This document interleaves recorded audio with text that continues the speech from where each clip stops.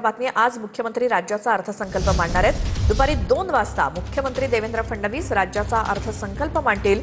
अजितदादांच्या निधनानंतर अर्थ खात्याची धुरा मुख्यमंत्र्यांकडे असल्यामुळे तेच आज अर्थसंकल्प मांडणार आहेत।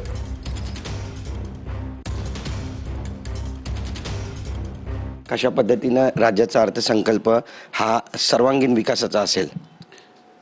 निश्चितच दादांची कमतरता इतकी जाणवत आहे।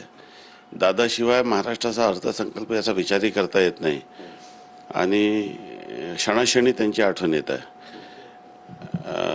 अर्थसंकल्पाची तयारी झालेली आहे। त्याच्यात इतके वर्षापासून मी विधिमंडळात आहे। 10:30 वाजेपर्यंत तुम्ही 11 वाजेपर्यंत मंत्रालयात थांबायचा आणि सगळी कामं करायच्या, सगळ्या फायली तुम्ही स्वतः तपासायच्या त्या ठिकाणी। हा अनुभव नेमका कसा आहे तुमचा? दुसरा अर्थसंकल्प तुम्ही मांडताय।